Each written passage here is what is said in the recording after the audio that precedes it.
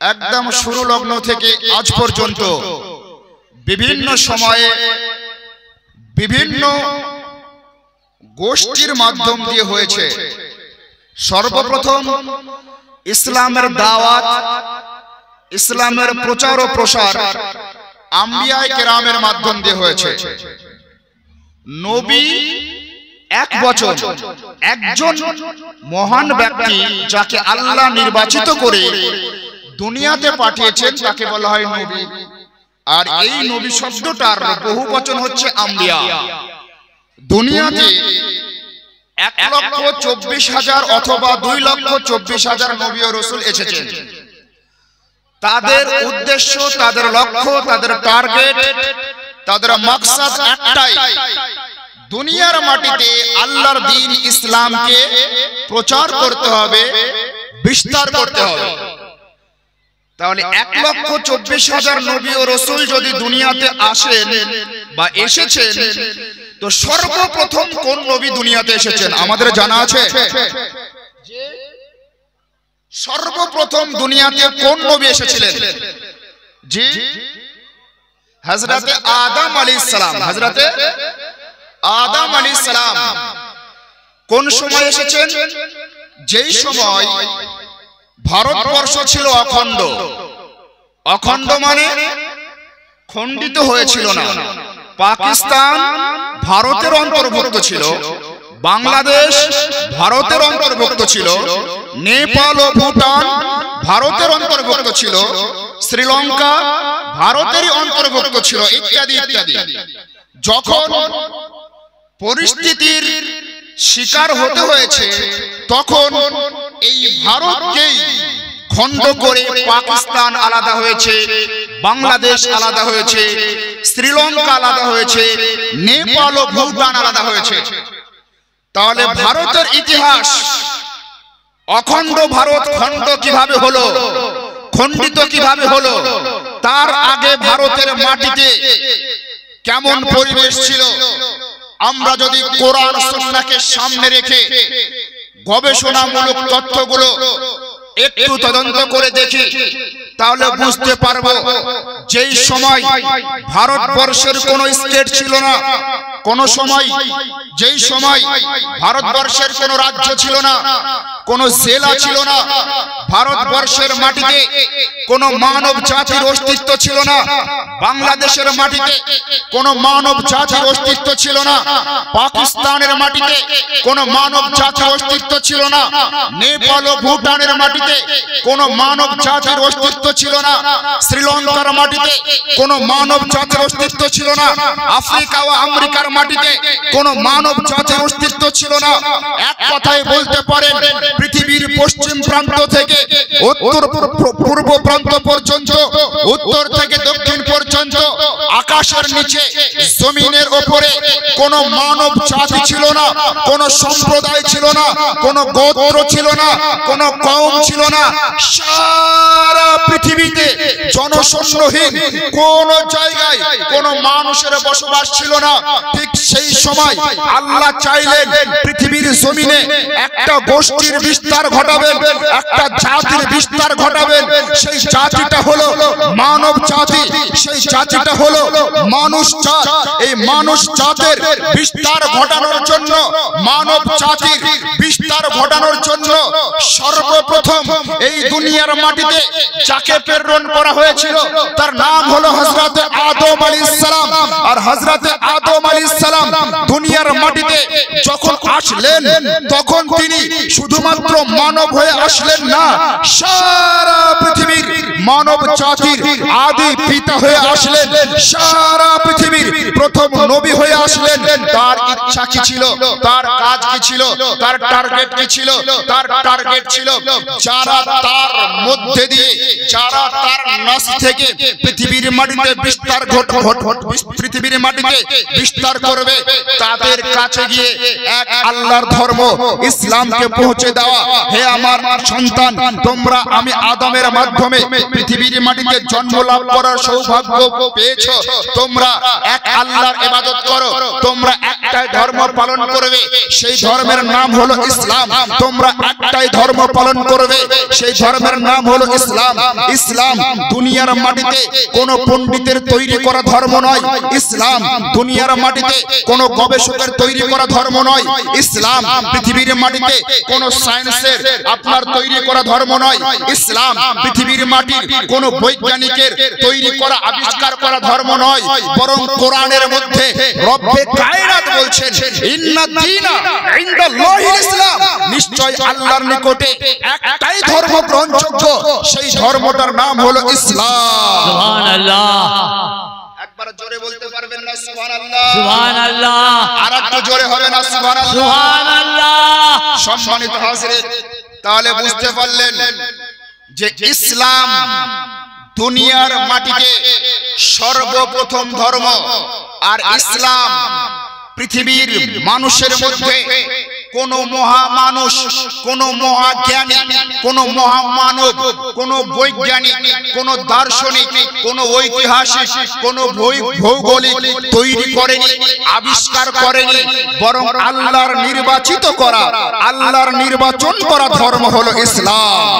সুবহানাল্লাহ। এই ইসলাম দুনিয়াতে কিভাবে বিস্তার করতে শুরু হলো, একটু আমার দিকে মনোযোগ দিতে হবে। আমি আপনার সামনে কথা বলার মতো করে কথা বলবো। আমি সুর করে কানে আঙ্গুল ভরে আপনাকে গজল নাচ শুনিয়ে আপনার অ্যাটেনশন আমি নিতে পারবো না, কারণ তাতে আমি অভ্যস্ত নই। আমি আপনার সামনে কথা বলার মতো করে কথা বলবো। অতএব আপনার ধ্যান, আপনার খেয়াল আমার দিকে রাখতে হবে, তবে আপনি আমার লেকচার বুঝতে পারবেন না। যদি বুঝতে পারবেন না, শুনবেন, মাথার উপর দিয়ে যাবে, এই কান দিয়ে ঢুকবে, এই কান দিয়ে বের হবে। সম্মানিত হাজির, আসুন মেইন পয়েন্টে। তাহলে পৃথিবীর সর্বপ্রথম মানবকে, পৃথিবীর সর্বপ্রথম মানবকে হযরত আদম আলাইহিস সালাম। পৃথিবীর সর্বপ্রথম নবীকে হযরত আদম আলাইহিস সালাম। হযরত আদম আলাইহিস সালামের আগে দুনিয়াতে কোনো মানুষ ছিল? দুনিয়াতে কোনো বাবা ছিল? দুনিয়াতে কোনো দাদা ছিল? দুনিয়াতে কোনো নানা ছিল? দুনিয়াতে কোনো কাকু ছিল? জি না, কাকু, দাদু, নানা, নানি, ভাই, বোন কিচ্ছু ছিল না। একমাত্র আদম আলাইহিস সালাম দুনিয়াতে আসলেন। তিনি এসেছেন কোথায় জানা আছে? জি জি, অখণ্ড ভারত যখন শ্রীলঙ্কা পৃথকভাবে একটা আলাদা করে রাষ্ট্র কায়েম হয়েছিল না, তখন হযরত আদম আলাইহিস সালাম আমাদের জন্মভূমি, আমাদের মাতৃভূমি এই ভারতবর্ষে আগমন করেছে। হযরত আদম আলাইহিস সালাম এই ভারতবর্ষে আগমন করেছেন। সুবহানাল্লাহ। আমরা আদম সন্তান, আমরা আদম সন্তান। আমাদের পিতা আদম আলাইহিস সালাম।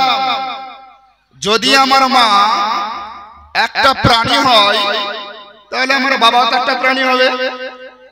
কথা বোঝাতে পারলাম না? জি, একটু অ্যাটেনশন এদিকে। যদি কারো মা কোনো প্রাণী হয়, তাহলে তার বাবাও তো প্রাণী হবে। হ্যাঁ, যদি কারো মা প্রাণী হয়, তার বাবাও প্রাণী হবে।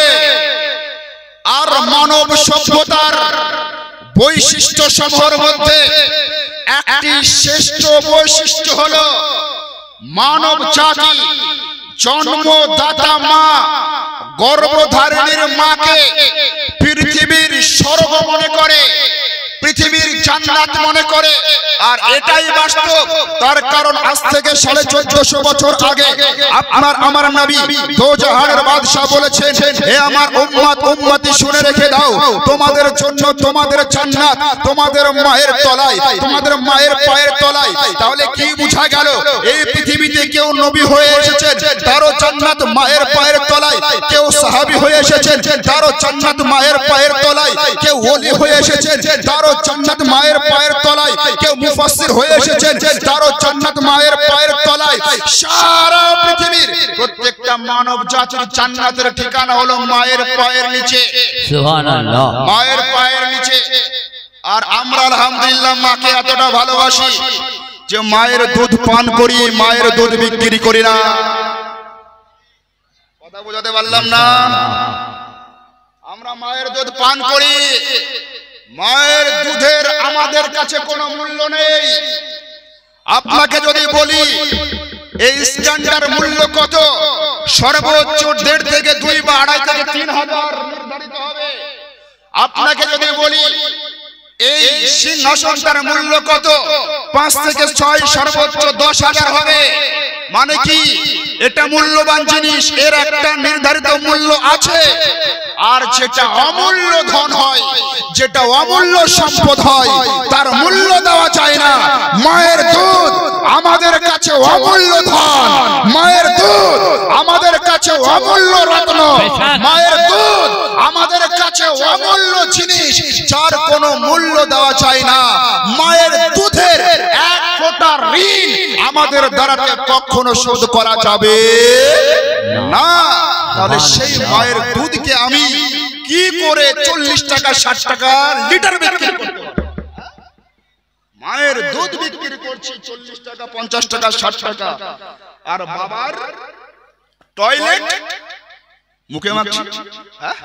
এমন সম্প্রদায়, এমন গোত্রের মানুষ আমরা নয় আলহামদুলিল্লাহ। আমার জাত, আমার কওম, আমার ধর্ম সভ্যতার ধর্ম। আমার ধর্ম একটা সুন্দর পরিবেশ পরিকাঠামোর ধর্ম। এই ধর্মের প্রত্যেকটা ধাপে ধাপে, প্রত্যেকটা কর্মে কর্মে, প্রত্যেকটা লাইনে লাইনে মানব জাতির জন্য কল্যাণ রয়েছে। জোরে বলুন না সুবহানাল্লাহ। সম্মানিত হাজরিন, এবার আসুন মূল আলোচনার দিকে আসি। যে পৃথিবীতে প্রথম ধর্ম হলো ইসলাম, প্রথম মানব হলেন আদম আলাইহিস সালাম, প্রথম নবী হলেন আদম আলাইহিস সালাম। তার আগে কোনো নবী ছিল না, তার আগে কোনো মানব ছিল না। পৃথিবীর মাটিতে অন্যান্য বিষয়ে মতভেদ থাকতে পারে, মতবিরোধ থাকতে পারে, কারো মতের সাথে কারো মত নাও মিলতে পারে, কিন্তু যারাই নিজেদেরকে মুসলিম মনে করে, সে যে কোনো দলের হোক না কেন, তারা সবাই বিশ্বাস করে আমাদের আদি পিতার নাম হলো হযরতে আদম আলাইহিস সালাম। আমাদের আদি পিতার নাম হযরতে আদম আলাইহিস সালাম। তো আদম আলাইহিস সালামের মাধ্যম দিয়ে ইসলামের প্রচার ও প্রসার শুরু হতে আরম্ভ করলো। হযরতে আদম আলাইহিস সালাম ইসলামের প্রচার করলেন, তার পথ শেষ হলো, তার সন্তান শীশ আলাইহিস সালাম ইসলাম প্রচার করতে আরম্ভ করলেন। তারপর নূহ আলাইহিস সালাম, তারপর মূসা আলাইহিস সালাম, তারপর ইব্রাহিম আলাইহিস সালাম, তারপর লূত আলাইহিস সালাম, তারপর ইউসুফ আলাইহিস সালাম। এমন করে আমাদের নবীর পূর্ব পর্যন্ত দুনিয়ার মাটিতে ইসলামের দাওয়াত, ইসলামের প্রচার ও প্রসার নবী ও রাসূল গণই করতে আরম্ভ করলেন। আর যারাই ইসলাম ধর্মকে মানে, ইসলাম ধর্মকে বিশ্বাস করে, তাদেরকেই বলা হয় মুসলমান, তাদেরকে বলা হয় মুসলমান। এবার এখন শিক্ষিত যুবক, শিক্ষিত সমাজ, আপনারা সাধারণ মানুষ, আপনারা আজ বড় ধোঁয়াশার মধ্যে আছেন, বড় কুয়াশার মধ্যে আছেন, বড় সমস্যার মধ্যে আছেন। বলে কেমন? বলে হুজুর আপনি বক্তব্য দিচ্ছেন, বক্তব্য দিতে দিতে আপনি সুর করে দরুদ শরীফ পড়ছেন, আপনি বক্তব্য শেষ করছেন, দাঁড়িয়ে নবীর উপরে সালাতু সালাম পেশ করছেন, বক্তব্য শেষ হলো আপনি আমাদের সকলকে নিয়ে দোয়া করছেন।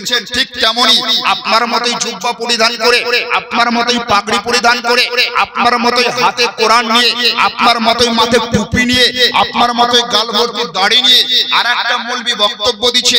সে বক্তব্যের মধ্যে দরুদ শরীফ পড়ছে না, বক্তব্যের শেষে দাঁড়িয়ে সালাতু সালাম পেশ করছে না, বক্তব্যের শেষে দোয়া করছে না।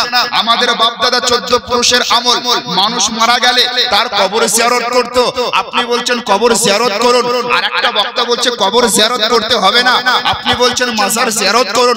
আরেকটা মৌলবি বলছে মাজার জিয়ারত করতে হবে না, আপনি বলছেন শবে বরাত উপলক্ষে হালুয়া করেন, আপনি খান, আপনার এলাকাবাসীকে বন্টন করুন। আরেকজন ব্যক্তি বলছেন না না না, হালুয়া করতে হবে না, রুটি করতে হবে না, আপনি এটা খেতে পাবেন না।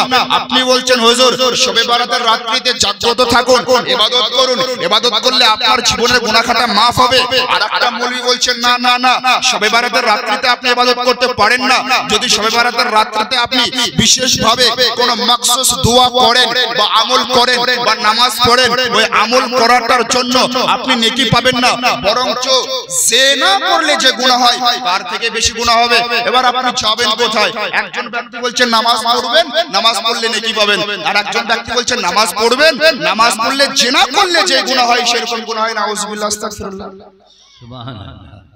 বড় সমস্যা। যাব কোথায়? হচ্ছে কি না? আমার কথা বুঝতে পারছেন তো? জি, এরকম হচ্ছে কি না? যাবেন কোথায় আপনি? কারণ আমার হাতে আছে কোরআন, তার হাতেও আছে কোরআন। আমার কাছে আছে বুখারী, তার কাছেও আছে বুখারী। আমার কাছেও আছে মুসলিম শরীফ, তার কাছেও আছে মুসলিম শরীফ। সম্মানিত হাজিরিন, এই বিষয়গুলো বোঝার জন্য হৃদয়ের মধ্যে মদিনাওয়ালা মুস্তাফার মোহাব্বত দরকার, নচেত বুঝতে পারবেন। হৃদয়ের মধ্যে মদিনাওয়ালা মুস্তাফার মোহাব্বত দরকার। যদি হৃদয়ের মধ্যে মদিনাওয়ালা মুস্তাফার মোহাব্বত স্থান পেয়ে গেছে, তাহলে আপনার নজরে শবে বরাত পালন করা যাবে কিনা সেটা প্রকাশ হয়ে যাবে। আপনার নজরে কবর জিয়ারত করা যাবে কিনা সেটা প্রকাশ হয়ে যাবে। তাহলে বোঝা কি গেল যে একদল মানুষ মাজার জিয়ারত করছে, শুধুমাত্র জিয়ারত করছে। জিয়ারত করার সাথে সাথে একটা বাড়তি কাজ যদি করে, খুব বেশি হলে হয়তো গোলাপ ফুল দিচ্ছে বা একটা চাদর দিচ্ছে। আর একটা দল এই মাজার জিয়ারত করছে, গোলাপ ফুলও দিচ্ছে, চাদরও দিচ্ছে, আবার মাজারে গিয়ে সিজদাও করছে। আর একটা দল আছে তারা তো মাজার জিয়ারত করছে না, চাদরও দিচ্ছে না, গোলাপও দিচ্ছে না, কোনো ফুলও দিচ্ছে না। যারা জিয়ারত করছে তাদেরকে গড়সাট মানে সবাইকে একদিক থেকে মুশরিকের ফতোয়া দিচ্ছে, বেদাতের ফতোয়া দিচ্ছে। তারা শিরক করছে, তারা বেদাত করছে, তারা নাজায়েজ হারাম করছে। বড় ভয়ঙ্কর সময়, বড় ভয়ঙ্কর পরিস্থিতি। সম্মানিত হাজিরিন, আপনাকে বুঝতে হবে, আপনাকে জানতে হবে, আপনাকে জানতে হবে যে এর হাকিকাতটা লুকিয়ে আছে কোথায়। আচ্ছা, আমরা সুন্নি মুসলমান, একটু কথা বলুন না, আমরা সুন্নি কি সুন্নি না?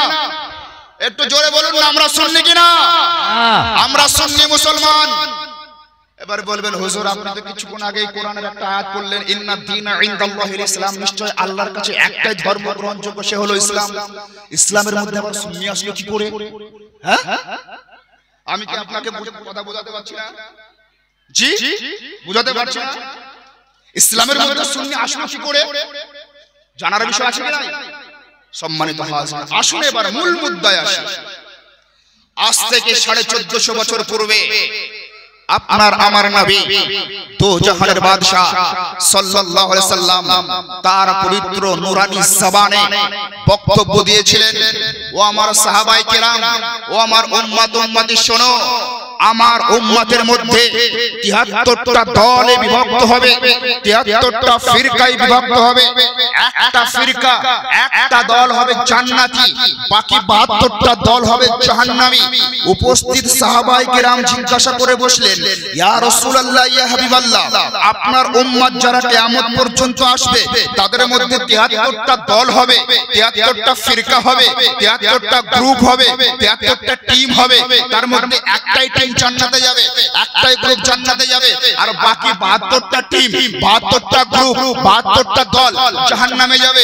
ইয়া রাসূলুল্লাহ, কে জাহান্নামে যাবে আমরা জানতে চাই না, কিন্তু ইয়া রাসূলুল্লাহ আপনি বলে দিন, আপনার উম্মতের মধ্যে যেই দলটা নাজাত প্রাপ্ত হবে, যেই দলটা জান্নাতি হবে, যেই গ্রুপটা জান্নাত প্রাপ্ত হবে, সেই গ্রুপটার নাম কি, সেই দলটার নাম কি, সেই দলটার পরিচয় কি?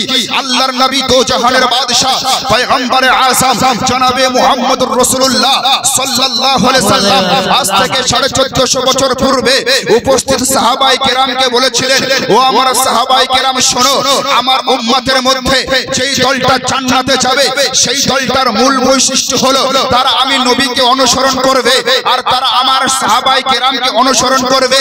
এই হাদিসের ব্যাখ্যাকারী আল্লামা মুল্লা আলী কারি উমদাতুল কারির মধ্যে আপনার ব্যাখ্যা করতে গিয়ে বলেছেন, নবী যে বলেছেন সেই দলটা জান্নাতে যাবে, সেই দলটার নাম হলো আহলুস সুন্নাত ওয়াল জামাত।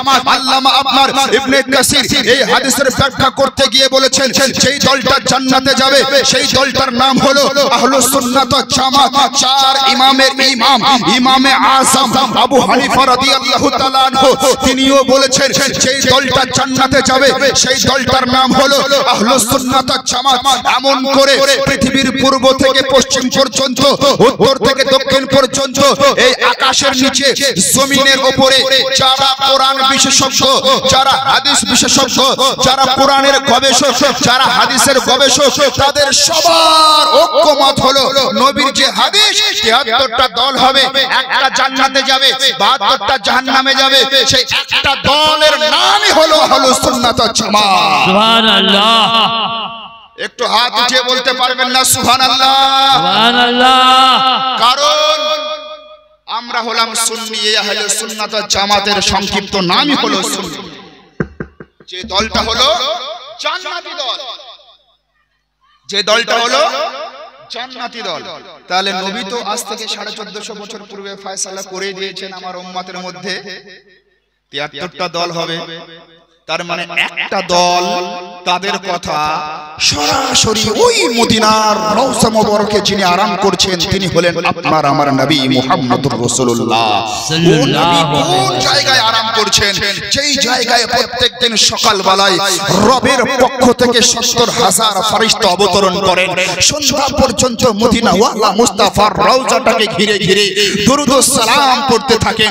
সন্ধ্যা যখন হয়ে যায় তারা রবের দরবারে ফিরে যায়, রবের পক্ষ থেকে আবার ৭০,০০০ ফেরেশতা সন্ধ্যার সময় নবীর রওজাতে আসে, তারা সকাল পর্যন্ত নবীর উপরে দরুদ ও সালাম প্রেরণ করতে থাকে। আরে মুসলমান, ও রওজা কোন রওজা?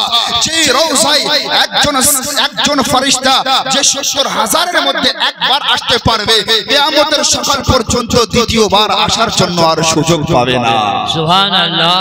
সেই রওজায় যিনি আরাম করছেন তিনি হলেন আপনার আমার আকা ও মাওলা নবী মুহাম্মদুর রাসূলুল্লাহ সাল্লাল্লাহু আলাইহি ওয়াসাল্লাম। সেই নবীর তাওরাত তরিকার মধ্যে যারা আছে তারাই হলো আহলুস সুন্নাত ওয়াল জামাত। বাকি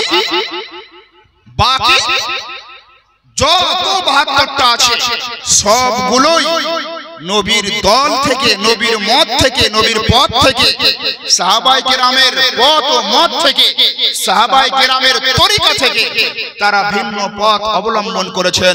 সেই পথটার নাম হলো শয়তানের পথ, সেই পথটার নাম হলো জাহান্নামের পথ। ওই পথের মধ্যে যারাই লিপ্ত হয়েছে তারাই জাহান্নামী হবে, তারাই জাহান্নামের মধ্যে যাবে। আর যারা আবু বকরের পথের মধ্যে আছে, ওমরে ফারুকের পথের মধ্যে আছে, উসমানে গনির পথের মধ্যে আছে, আপনার হযরতে আলীর পথের মধ্যে আছে, এমন করে সকল সাহাবায়ে কেরামের পথের মধ্যে আছে, নবীর তরিকার মধ্যে আছে, তারাই নাজাত প্রাপ্ত, তারাই হলো নবীর আশিক, তারাই হলো আহলুস সুন্নাত ওয়াল জামাত। জোরে বলুন সুবহানাল্লাহ। সুবহানাল্লাহ।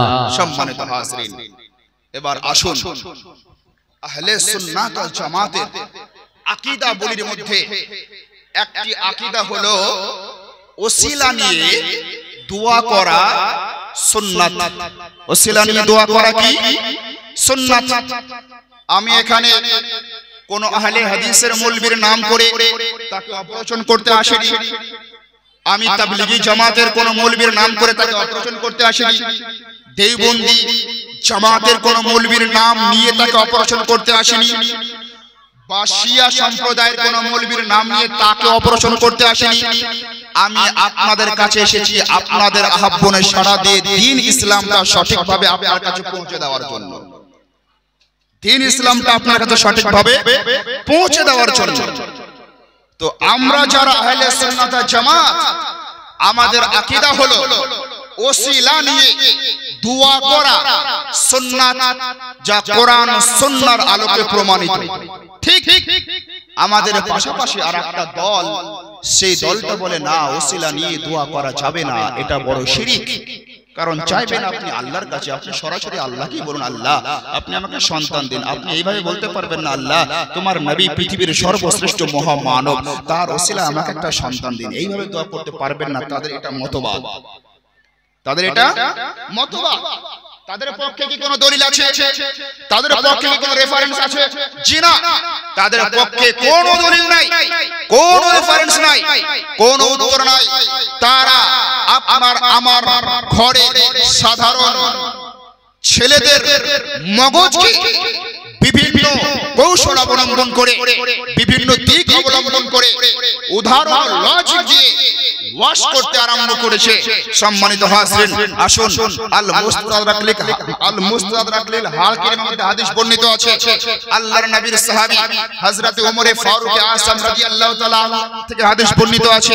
তিনি বলেন, আল্লাহর রাসূল দো জাহানের বাদশা সাল্লাল্লাহু আলাইহি সাল্লাম ইরশাদ করেছেন, এই পৃথিবীর মাটিতে যখন মানব জাতির অস্তিত্ব ছিল না, মানব সভ্যতার অস্তিত্ব ছিল না, হযরত আদম আলাইহিস সালাম যখন আল্লাহর পক্ষ থেকে জান্নাত থেকে দুনিয়ার মাটিতে অবতরণ করলেন, দুনিয়ার মাটিতে অবতরণ করার পর থেকে রবের দরবারে দোয়া করতে আরম্ভ করলেন, মাওলা তুমি আমাকে ক্ষমা করে তোমার পবিত্র দরবারে কবুল করে নাও, মাওলা তুমি আমার দোয়াকে কবুল করে নাও, মাওলা তুমি আমাকে কবুল করে নাও। এমন করে দোয়া করলেন। 1 বছর কেটে গেল, 2 বছর কেটে গেল, 3 বছর কেটে গেল, 10 বছর কেটে গেল, 20 বছর কেটে গেল, 30 বছর কেটে গেল, 40 বছর কেটে গেল, 100 বছর কেটে গেল, 200 বছর কেটে গেল, 300 বছর কেটে গেল। প্রায় 350 বছর ধরে হযরত আদম আলাইহিস সালাম আল্লাহর দরবারে একটাই ফরিয়াদ করেছিলেন, আল্লাহর দরবারে একটাই দোয়া করেছিলেন, আল্লাহ তুমি আমাকে জান্নাতের মধ্যে থাকতে সুযোগ দিয়েছিলে, জান্নাতের মধ্যে বসবাস করার সৌভাগ্য দান করেছিলে, মাওলা তুমি সেখানে আমাকে কিছু বিধিনিষেধ করেছিলে, আমি তোমার বিধিনিষেধকে অতিক্রম করে যে নিষেধাজ্ঞা গাছের কাছে যাওয়া নিষেধ ছিল সেই গাছের কাছে গিয়েছিলাম, তার জন্য তুমি আমাকে জান্নাত থেকে দুনিয়ার মাটিতে প্রেরণ করে দিয়েছো, মাওলা তার জন্য আমি লজ্জিত, তুমি আমাকে ক্ষমা করে দাও, তুমি আমাকে কবুল করে নাও। হযরত আদম আলাইহিস সালামের দোয়া 300 থেকে 350 বছর জারি ছিল, কবুল হয়েছিল না। হযরত আদম আলাইহিস সালাম দোয়া করতে করতে এক পর্যায়ে মনে পড়ে গেল, আল্লাহ রাব্বুল আলামিন যখন আমি নবী আদমের বডিকে তৈরি করেছিলেন, আমি নবী আদমের বডিকে তৈরি করার পর আমি রব্বে কায়নাতকে সিজদা করেছিলাম, সিজদা করার পরে আল্লাহর আরশের উপরে তাকিয়ে দেখেছিলাম, এক পাশে লেখা ছিল লা ইলাহা ইল্লাল্লাহ, আর এক পাশে লেখা ছিল মুহাম্মদুর রাসূলুল্লাহ। এই কথাটা আদম আলাইহিস সালামের জেহেনে চলে আসলো, দিমাগে চলে আসলো, ব্রেনে চলে আসলো, খেয়ালে চলে আসলো। তখন আদম আলাইহিস সালাম মনে মনে চিন্তা করতে আরম্ভ করলেন, দুনিয়ার মাটিতে কোনো মানবের অস্তিত্ব নাই, দুনিয়ার মাটিতে কোনো জাতির অস্তিত্ব নাই, দুনিয়ার মাটিতে কোনো সম্প্রদায়ের অস্তিত্ব নাই, রব ছাড়া দুনিয়ার মাটিতে আল্লাহর ইবাদত করবে 2 পাওয়ালা মানুষ, 2 হাতওয়ালা মানুষ, কোনো জিনিসের অস্তিত্ব নাই। আল্লাহর নাম লা ইলাহা ইল্লাল্লাহ, তার পাশে আছে মুহাম্মদুর রাসূলুল্লাহ। নিশ্চয় আল্লাহর নামের সাথে যে নামটা যুক্ত রয়েছে, নিশ্চয় আল্লাহর পাশে যে নামটার স্থান রয়েছে, সেই নামটার বড় ফজিলত রয়েছে, সেই নামটার বড় রহমত রয়েছে, সেই নামটার বড় গুরুত্ব রয়েছে। যদি গুরুত্ব না থাকে, যদি ফজিলত না থাকে, তাহলে আল্লাহর নামের পাশে স্থান পাবে না, আল্লাহ আল্লাহর নামের পাশে সেই নামটার স্থান দিবে না। এই কথা মনে করে আদম পয়গম্বর রবের দরবারে দোয়া করেছিল, মাওলা তুমি আমাকে ক্ষমা করে দাও, আমার দোয়াকে কবুল করে দাও, আমার দোয়াকে কবুল করে নাও, মাওলা তোমার কাছে এতদিন প্লেন ভাবে দোয়া করেছি, সাধারণ ভাবে দোয়া করেছি, কোন দোহাই দিয়ে দোয়া করিনি, কারো সাহারা নিয়ে দোয়া করিনি, কোন মাধ্যম নিয়ে দোয়া করিনি, কোন ওসিলা নিয়ে দোয়া করিনি, মাওলা আজ তোমার দরবারে দোয়া করছি ওই মুহাম্মদুর রাসূলুল্লাহর ওসিলায়। যখন রব্বে কায়নাতের দরবারে আদম পয়গম্বর দোয়া করেছেন, আল্লাহ তুমি আমার দোয়াকে মুহাম্মদুর রাসূলুল্লাহর ওসিলায় কবুল করো, তখন রব্বে কায়নাত গায়বী আওয়াজ দিয়ে বলেছিলেন, ও নবী আদম আমি রব্বে কায়নাত তোমাকে দুনিয়ার মাটিতে প্রেরণ করেছি, 10 বছর 20 বছর পার করে দিয়েছো, 100 বছর 200 বছর পার করে দিয়েছো, 300 350 বছর পার করে দিয়েছো, আজ হঠাৎ করে তুমি সেই নামের ওসিলা নিয়ে দোয়া করছো। এতদিন কি তোমার মনে ছিল না? আদম পয়গম্বর বলেছিলেন মওলা না না না, আমার সেই কথাটা মনে ছিল না, আজ হঠাৎ করে সেই কথা মনে পড়লো। আল্লাহ বলে আদম, তুমি যদি কিয়ামত পর্যন্ত কান্না করে তোমার চোখের জলে সারা পৃথিবীতে সমুদ্র বয়ে যেত, তাও তোমার দোয়া কবুল হতো না। কেন? তোমার দোয়ার মধ্যে কোনো ওসিলা ছিল না, কোনো সাহারা ছিল না, কোনো মাধ্যম ছিল না। আর তুমি ওসিলা নিয়েছো তো নিয়েছো, মুহাম্মদুর রাসূলুল্লাহর ওসিলা নিয়েছো। আমি আল্লাহ তার জন্য তোমার দোয়াখানাকে কবুল করেছি। আল্লাহ বলে আদম, তোমার দোয়া তো কবুল করলাম, তুমি তো মুহাম্মাদের ওসিলা নিয়ে আমার কাছে দোয়া চাইলে, আমি তোমার দোয়াকে গ্রহণ করলাম। ও আদম, তুমি কি সে মুহাম্মদ সম্পর্কে জানো? আদম পয়গম্বর বলেছিলেন না না না মাওলা, আমি মুহাম্মদ সম্পর্কে জানি না। তখন রব্বে কায়নাত আদম পয়গম্বরের দিকে সম্বোধন করে বলেছিলেন, ও আদম পয়গম্বর শোনো, পৃথিবীর মাটিতে মানব জাতির বিস্তার ঘটানোর জন্য সুলগ্নে তোমাকে প্রেরণ করছি। তোমারই নসল থেকে, তোমারই আওলাদদের মধ্যে, তোমারই সন্তানের মধ্যে এই মুহাম্মদুর রাসূলুল্লাহ সর্বশেষে নবী হয়ে যাবে। তারপর কিয়ামত পর্যন্ত কোন নবী আসবে না, কোন রাসূল আসবে না। ও আদম শোনো, মুহাম্মদের পরিচয় আরো নিয়ে নাও। আমি আল্লাহ যখন একাই ছিলাম, আমি আল্লাহকে আল্লাহ বলে ডাকবে, আমি আল্লাহর তাসবিহ তাহলিল করবে, এমন কোন সৃষ্টি ছিল না। তখন রব্বে কায়নাত আমার নূর নিয়ে সেই মুহাম্মদুর রাসূলুল্লাহর নূরকে বানিয়েছিলাম। ও আদম শোনো, ওই নবীর নূরকে যদি না বানাতাম, ওই নবীকে যদি বানানোর ইচ্ছা প্রকাশ না করতাম, তোমাকেও বানাতাম না, সারা জগতের কোনো অস্তিত্ব হতো না। নারায়ে তাকবীর, নারায়ে রিসালাত, নারায়ে রিসালাত। मसलक आला हजरत हजरत अल्लामा मौलाना मुफ्ती अय्यूब साहेब किबला, हजरत अल्लामा मौलाना मुफ्ती अय्यूब साहेब किबला। नारे तकबीर, नारे रिसालत। তাহলে হযরত আদম আলাইহিস সালাম পৃথিবীর মাটিতে সর্বপ্রথম মানব, সর্বপ্রথম নবী, সর্বপ্রথম ধর্ম প্রচারক, সর্বপ্রথম দোয়াকারী, সর্বপ্রথম প্রার্থনাকারী, সর্বপ্রথম আল্লাহর কাছে দোয়া চাহনেওয়ালা। তো তার আগে তো দুনিয়াতে কেউ দোয়া করেছিলেন না।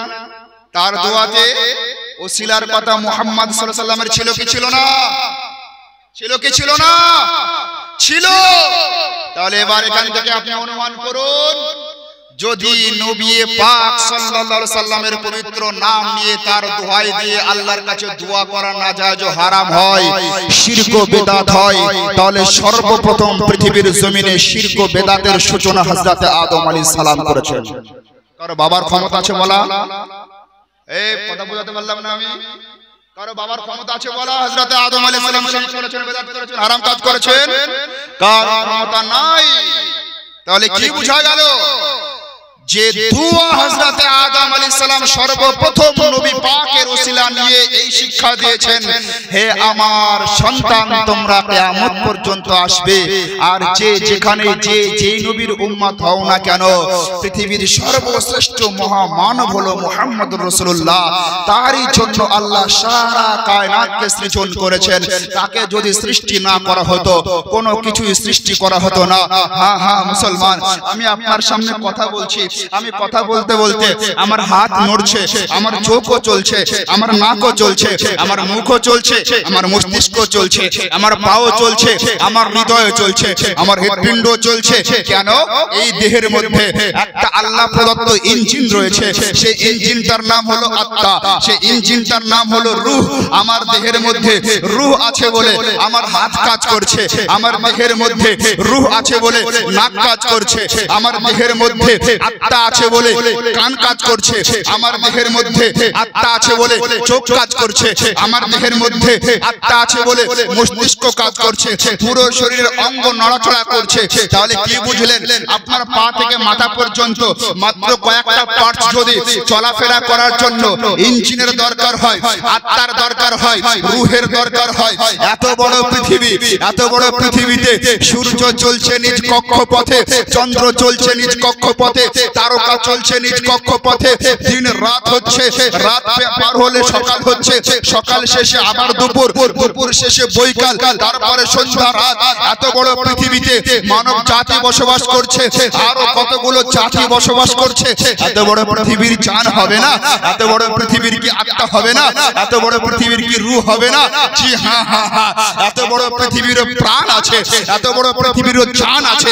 এবারে বলবেন শেখ, আপনি বলছেন আপনার হাত জ্বলছে, আত্মার জন্য আপনার মধ্যে আছে, তো এত বড় পৃথিবীর মধ্যে জান আছে, তো জানটা কোথায় আছে? সেই জানটা কিভাবে পাবো? সেই জানটার পরিচয় কি? হ্যাঁ হ্যাঁ মুসলমান, এত বড় পৃথিবীর জান আছে। আল্লাহ হাদিসে কুদসির মধ্যে বলেন, লাউলা কালামা খলাকতুল আফলাক। ওগো আমার প্রিয় রাসূল, আমি রব্বে কায়নাত যদি আপনাকে সৃষ্টি না করতাম তাহলে কোনো কিছুই সৃষ্টি করতাম না। আল্লাহ আমার নবীকে সম্বোধন করে বলছেন, ওগো আমার হাবিব মুহাম্মদ সাল্লাল্লাহু আলাইহি সাল্লাম, আমি আল্লাহ যদি আপনাকে সৃষ্টি না করতাম কোনো কিছুই সৃষ্টি করতাম না। তাহলে কি বোঝা গেল? আল্লাহ নবীকে সৃষ্টি করেছেন বলে জান্নাত ও জাহান্নামের অস্তিত্ব হয়েছে। আল্লাহ নবীকে সৃষ্টি করেছেন বলে আরশ ও কুরসির অস্তিত্ব হয়েছে। আল্লাহ নবীকে সৃষ্টি করেছেন বলে লৌহ মাহফুজের অস্তিত্ব হয়েছে। আল্লাহ নবীকে সৃষ্টি করেছেন বলে মানব ও দানবের অস্তিত্ব হয়েছে। আল্লাহ নবীকে সৃষ্টি করেছেন বলে আপনি আমি নামাজ ও রোজা পেয়েছি, হজ ও যাকাত পেয়েছি। সারা পৃথিবী সৃষ্টি হয়েছে, তো নবীকে আল্লাহ সারা পৃথিবীর জন্য সৃষ্টি করেছেন। সারা পৃথিবীকে সৃষ্টি করব উদ্দেশ্য করে সৃষ্টি করেছেন, নবীর ওসিলায় সৃষ্টি করেছেন। তাহলে নবীর সৃষ্টি না হলে কোনো কিছুই সৃষ্টি হতো না। নবীর সৃষ্টি হয়েছিল না তো কোনো কিছুরই সৃষ্টি ছিল না। নবীর অস্তিত্ব ছিল না তো জান্নাত ও জাহান্নাম ছিল না। নবীর অস্তিত্ব ছিল না তো আরশ ও কুরসি ছিল না। নবীর অস্তিত্ব ছিল না তো লৌহ মাহফুজ ছিল না। নবীর অস্তিত্ব ছিল না তো পৃথিবীর জমিনে মানব জাতির অস্তিত্ব ছিল না। নবীর অস্তিত্ব ছিল না, চন্দ্র সূর্যের অস্তিত্ব ছিল না। পূর্ব থেকে পশ্চিম পর্যন্ত, উত্তর থেকে দক্ষিণ পর্যন্ত, আকাশের নিচে জমিনের উপরে এক আল্লাহ ছাড়া যাবতীয় জিনিস সব নবীর পরে হয়েছে। নবীর আগে কোনো জিনিসের অস্তিত্ব ছিল না। এই জন্য বরেলির কালান্দার আলা হযরত ইমাম আহলে সুন্নাত আলা হযরত রাদিয়াল্লাহু তাআলা আনহু বলেন, ও जो ना थे तो कुछ ना था, वो जो ना थे तो कुछ ना था, वो जो ना हो तो कुछ ना हो, जान है वो जहान की, जान है तो जहान है। आला हजरत বলছেন, আমার রাসূল পয়গম্বর আযম জনাবে মুহাম্মদুর রাসূলুল্লাহ ছিলেন না তো কোনো কিছুই ছিল না। তিনি যদি না হতেন তো কোনো কিছুই হতো না। তিনি হয়েছেন তো সব কিছু হয়েছে, তিনি আছেন তো সব কিছু আছে। তার কারণ সব কিছুর জান হলো নবী মুহাম্মদুর রাসূলুল্লাহ সাল্লাল্লাহু আলাইহি ওয়াসাল্লাম। কোন নবী, কোন নবী? আমরা নবী নবী করে কেন এত পাগল? আমরা নবী নবী করে কেন এত পাগল? আমাদের হৃদয়ের মধ্যে পৃথিবীর সব থেকে বেশি মহব্বতের স্থান কেন সেই মহান ব্যক্তিত্বের জন্য? আপনারা জানেন এই পৃথিবীর জমিনে একজন নবী এসেছিলেন, তার নাম হযরতে মূসা আলাইহিস সালাম। কি বললাম? কি বললাম? হযরতে মূসা আলাইহিস সালাম। হযরতে মূসা আলাইহিস সালামের জামানায় মানুষ দীর্ঘদিন বাঁচতেন। কেউ 200 বছর, কেউ 300 বছর, কেউ 400 বছর, কেউ 500 বছর, এইভাবে তারা হায়াত পেত, এইভাবে তারা জীবন পেত। তো হযরতে মূসা আলাইহিস সালামের জামানায় একজন ব্যক্তি ছিল, তার হায়াত আল্লাহ পাক তাকে 200 বছরের দান করেছিলেন। কত বছরের? 200 বছরের। মানে সেই ব্যক্তি 200 বছর ধরে বেঁচে ছিলেন। সেই ব্যক্তি 200 বছর হায়াত পাওয়ার পর যখন ইন্তেকাল করেছিল,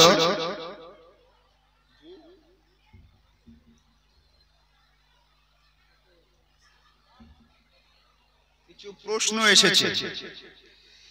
যখনই কোনো ওয়াজ মাহফিলের দাওয়াত নেই, আমি কথা বলেই নেই যে সেখানে কি কোনো প্রশ্ন উত্তর পর্ব হবে। যদি প্রশ্ন উত্তর পর্ব থাকে আমাকে জানাবেন, আমি আগে থেকে রেডি হয়ে যাব। তার কারণ আমি একজন মানুষ, আমার সব ব্যাপারে জানা থাকে না, এটা স্বাভাবিক। যাই হোক, প্রশ্ন যেহেতু এসেছে, আমি আমার আলোচনার ঠিক এক অংশে দেখব, দেখার পরে যদি আমার সাথে হয় আমি উত্তর দেওয়ার চেষ্টা করব। আপনারা শুনতে রাজি আছেন তো? জি, শুনতে রাজি আছেন তো? ঠিক আছে। তো আমি যেটা বলছিলাম, হযরতে মুসা আলাইহিস সালামের জামানায় একজন ব্যক্তি 200 বছর ধরে বেঁচে ছিল। 200 বছর পর যখন তার ইন্তেকাল হলো, মহল্লার মানুষ, এলাকার মানুষ, শহরের মানুষ, চতুর্দিকের মানুষ একত্রিত হলো, আলোচনা সভা অনুষ্ঠিত হলো। আলোচ্য বিষয়, আমাদের সমাজে যে 200 বছর বেঁচে ছিল, তার 200 বছরের জীবনে কোনোদিন সে আল্লাহ বলে ডাকেনি, কোনোদিন সে মুসা আলাইহিস সালামের অনুসরণ করেনি, কোনোদিন সে নামাজ পড়েনি। তার প্রতিটা মুহূর্ত, প্রতিটা কাজ বাজে অভ্যাসের মধ্যে দিয়ে অতিবাহিত হয়েছে। তার মানে এই সমাজের মধ্যে সবথেকে নিকৃষ্ট নাপাক মানুষ, 200 বছর ধরে আল্লাহর ইবাদত করেনি, বড় গুনাহগার, বড় পাপী। তার গোসল দেওয়া যাবে না, তার শরীরে কোন রকম কাফন পরানো যাবে না, তার জানাজার ব্যবস্থা করা যাবে না, তাকে দাফন করা যাবে না। সিদ্ধান্তের এক পর্যায়ে চূড়ান্ত সিদ্ধান্ত ঘোষণা হয়ে গেল, তাহলে তার দেহটা কি করতে হবে? এই সুন্দর পরিবেশের মধ্যে যদি তার দেহটা রেখে দেওয়া যায়, তাহলে গলে যাবে, পচে যাবে, সরে যাবে, পরিবেশ দূষণ হবে, মানুষের সমস্যা হবে। তাহলে তার দেহটা কি করা যায়, তার বডিটা কি করা যায়? এলাকার মানুষ সিদ্ধান্ত নিল, এই এলাকার মধ্যে, একদম এলাকার বাইরে, মাঠের পারে, সমুদ্রের ধারে যে নর্দমা রয়েছে, যে নোংরা আবর্জনা ফেলার ভাগাড় রয়েছে, তার মধ্যে তার দেহটাকে নিক্ষেপ করে দেওয়া হোক, তার মধ্যে তার দেহটাকে ফেলে দেওয়া হোক। সবাই মিলে একত্রিত হয়ে তার দেহটাকে নিয়ে একটা নোংরা জায়গায় ফেলে দিল। রব্বে কায়নাত হযরতে মুসা আলাইহিস সালামের উপরে ওহী অবতীর্ণ করে বলছেন, ও নবী মুসা কালিমুল্লাহ, আমি রব্বে কায়নাত তোমাকে জানিয়ে দিতে চাই, তোমাকে বলে দিতে চাই, তোমার উম্মতের মধ্যে আমার একজন বান্দা, তোমার উম্মত, আমি তাকে 200 বছরের জীবন দিয়েছিলাম। সে তার 200 বছরের জীবনে আমার জন্য কোনোদিন কিয়াম করেনি, আমার জন্য রুকু করেনি, আমার জন্য সিজদা করেনি, কোনোদিন সে নামাজ পড়েনি, কোনোদিন সে তাসবিহ তাহলিল করেনি, কোনোদিন সে জিকির আজকার করেনি, কোনোদিন সে ভালো কাজ করেনি। সদা সর্বদা সে নাজায়েজ হারাম কাজ করেছে। ওগো আমার নবী মুসা আলাইহিস সালাম, তোমার উম্মতরা তার এই পাপের জন্য তার দেহটা নোংরা জায়গায় ফেলে দিয়েছে। কিন্তু আমি আল্লাহ তোমাকে জানিয়ে দিতে চাই, তোমাকে বার্তা দিতে চাই, তোমাকে পেগাম দিতে চাই, তোমাকে মেসেজ দিতে চাই, তোমার এই উম্মতের দেহটাকে উঠিয়ে আনো, তার শরীরে গোসল দিয়ে দাও, একটা জান্নাতি পোশাক, একটা তার জন্য কাফন পরিয়ে দাও, আর তার জন্য কবর খনন করো, জানাজার ব্যবস্থা করো। আল্লাহর নবী মুসা আলাইহিস সালাম আল্লাহকে বললেন, আল্লাহ তোমার এই বান্দা 200 বছর জীবন পেল, নামাজ পড়লো না, রোজা রাখলো না, ইবাদত আমল করলো না, পাপের জন্য তার দেহটা নোংরা জায়গায় ফেলে দিয়েছে। তুমি এখন বলছো তাকে কাফন পরাতে, তাকে গোসল দিতে, তাকে কবরে দাফন করতে, তার জানাজার ব্যবস্থা করতে। ওগো মাওলা, আমি তোমার কালিম, আমার কথা সরাসরি তুমি শ্রবণ করো, তোমার কথা আমি সরাসরি শ্রবণ করি। ওগো মাওলা, তোমার সাথে আমার কথা হয়, তোমার সাথে আমার কথা হয়, আমার সাথে তোমার কথা হয়। মাওলা, আমি মুসা কালিমুল্লাহ জানতে চাই, আমার এই উম্মত কি এমন কাজ করেছে যার জন্য তার এই বড় পাপ থেকেও, পাপ করার পরেও তাকে আমি দাফন দেব, গোসল করাবো, জানাজা পড়াবো। তখন আল্লাহ মুসা পয়গম্বরকে বলেছিল, ও নবী মুসা শোনো, তোমার এই উম্মত আমার বান্দা 200 বছর বেঁচে ছিল, ভালো কাজ তো করেছিল না, ইবাদত আমল তো করেছিল না, তাসবিহ তাহলিল তো করেছিল না, উপাসনা আরাধনা তো করেছিল না, কিন্তু তার জীবনের রুটিন ছিল প্রত্যেকদিন তোমার উপরে যে আমি আল্লাহ কিতাব অবতীর্ণ করেছি তাওরাত, সেই তাওরাত পাঠ করত, তাওরাত তেলাওয়াত করত। সেই তাওরাতের মধ্যে তোমার পরে একজন নবী পৃথিবীর জমিনে অবতরণ করবে, তার নাম হবে মুহাম্মদুর রাসূলুল্লাহ। সেই নবী মুহাম্মদুর রাসূলুল্লাহর ব্যক্তিত্ব, তার গুণগান, তার গুণচর্চা, তার সম্মান মর্যাদা নিয়ে তোমার তাওরাতের বিভিন্ন জায়গায় আমি আল্লাহ আলোচনা করেছি। তোমার এই উম্মত কোনোদিন ভালো কাজ করতো না, কিন্তু যখন তাওরাত হাতে হাতে নিয়ে পড়তো আর তাওরাতের যে যে পৃষ্ঠায় আমার নবী মুহাম্মদের নামটা দেখতো তখন আর সে নিজেকে সামলে রাখতে পারতো না। আমার নবী মুহাম্মদ রাসূলুল্লাহর নামের উপরে চুম্বন দিয়ে দিত। আমি আল্লাহকে তার এই কাজটা এতই ভালো লেগে গিয়েছে, এতই পছন্দ হয়ে গিয়েছে, তার জীবনের 200 বছরের গুনাহকে maaf করে দিয়েছে। সুবহানাল্লাহ, সুবহানাল্লাহ। তাহলে 200 বছরের জীবনের গুনাহ maaf হয়েছে কেন? আমার নবী মুহাম্মদ রাসূলুল্লাহর নামের সম্মান করে সেই নামে চুম্বন দেওয়ার জন্য। আর এই ঘটনা কবে ঘটেছে? প্রায় আমাদের নবীর আসার 2 থেকে 3000 বা তারও বেশি কম হতে পারে বছর আগে, যখন দুনিয়াতে আমার নবী আসেনি তারও আগে সেই নবীর নামের বরকতে 200 বছরের পাপে পরিত্রাণ পেয়ে জান্নাতি হয়েছেন। জোরে বলুন না সুবহানাল্লাহ। সেই নবীকে আমরা ভালোবাসি কি বাসি না? সেই নবীকে আমরা ভালোবাসি। সেই নবীর প্রতি একবার মহব্বতের সাথে সরাসরি পড়ুন তো আল্লাহুম্মা সাল্লি আলা সাইয়্যিদিনা মাওলানা মুহাম্মদ ওয়া আলি সাইয়্যিদিনা মাওলানা মুহাম্মদ সাল্লাল্লাহু আলাইহি ওয়াসাল্লাম। সম্মানিত হাজিরিন, সম্মানিত হাজিরিন, আলোচনার সময়ও বেঁধে দেওয়া হয়েছে আর আমিও খুব তাড়ায় আছি, খুব ব্যস্ততার মধ্যে দিয়ে সময়গুলো কাটছে। মাদ্রাসায় ফাইনাল পরীক্ষা চলছে, বাৎসরিক কোশ্চেন করা, পরীক্ষা নেওয়া, আবার খাতা কাটাকাটি করা, নাম্বার দেওয়া, নাম্বার বসানো, বিভিন্ন কাজ, তারপরে এইভাবে রাতের পর রাত জেগে আলোচনা করা। সম্মানিত হাজিরিন, আমাকে 9টা থেকে 10টা পর্যন্ত বলতে বলেছিল। ভাবছিলাম 9টা থেকে 9:30 পর্যন্ত হলে তো আরোই ভালো হয়, হ্যাঁ রেস্ট হবে, তাড়াতাড়ি চলে যাবো, একটু ঘুম হবে। যাই হোক,